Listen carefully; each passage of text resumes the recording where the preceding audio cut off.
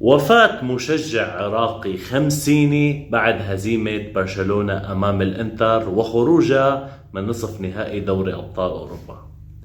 يعني صراحة خبر جدا مؤسف، واللي بيأسفني أكثر هي درجة التفاهة يلي وصلت لها مجتمعاتنا. يعني هيدا الرجل أكيد وراه عيلة وولاد، حتى إذا ما كان وراه حدا. إنه كل المآسي اللي عم تصير بمنطقتنا، كل الحروب، كل الدم اللي راح ما هزته. يلي هزه إنه برشلونة خسرت بدوري الأبطال.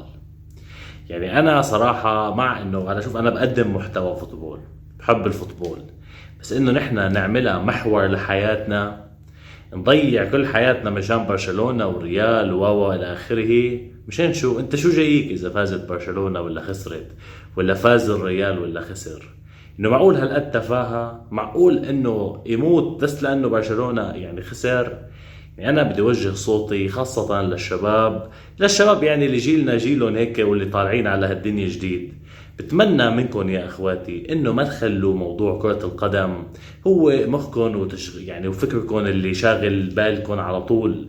انه انت اذا بدك تكون لاعب كرة قدم تعمق بهذا المجال. اذا بدك تعمل محتوى مثلا رياضي اوكي، تعمل مدرب اوكي، بس اذا انت ما كنت صاحب اختصاص او ناوي انه تكون صاحب اختصاص بهذا الموضوع، بتمنى انه انت ما تخلي هذا الموضوع يتعدى الرفاهية. رفاهية ساعة زمان 5 دقايق نسمع خبر إذا نحن بنحب الرياضة، وإنه تحضرني أنا كمان يعني بستاهل 5 دقايق من وقتك، بس أنا يعني ما تحضر حدا ثاني.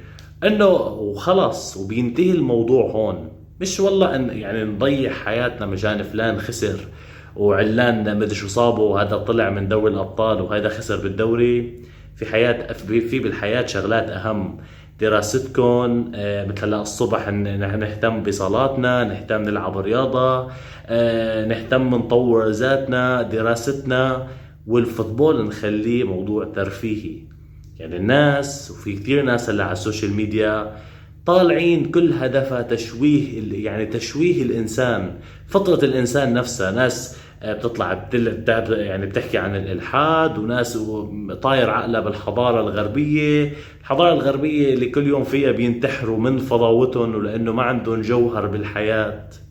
واللي بيجي بيقول لي إنه الحضارة، وشوف الحضارة الغربية وين وصلوا، بحب أقول لك يا حبيبي إنه الحضارة الغربية من دون الأخلاق الحقيقية ومن دون جوهر الحياة نفسه ما إله معنى. يعني مثل اللي عم يبني كوم بالرمل، نسمة هوا بتروحه. وشفنا الحضارات الماضية وين راحت، كلها اندثرت وما عم نشوف منها إلا آثار جدا بسيطة.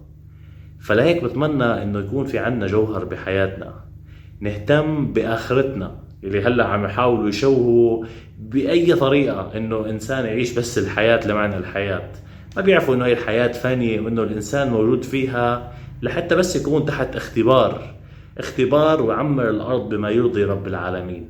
وبعدين كلياتنا رايحين، واللي عنده غير هالحكي يمنع عن حاله الضرر ولا يمنع عن حاله الموت، حتى ما في يعمل شيء أبدا. الإنسان هو عبارة عن كم سنة بعيشهم بالأرض لحتى يعمل شيء يكون فعلا جيد لنفسه وليلي حواليه ومش أكثر. هذا هو جوهر الحياة. الجوهر هو بالآخرة مش بالدنيا أبدا. فليك بتمنى يا أخواتي تعطوا الأمور حجمها وبس، وعيشوا بصحتكم وعيشوا بأخلاقكم، وحاج بقى مشاكل بالكفيات ومشاكل بين بعضكم مشان فريق. يعني نحن عم نحضر أساسا لنستمتع، ليلهمنا مش أكثر من هيك. وسلام.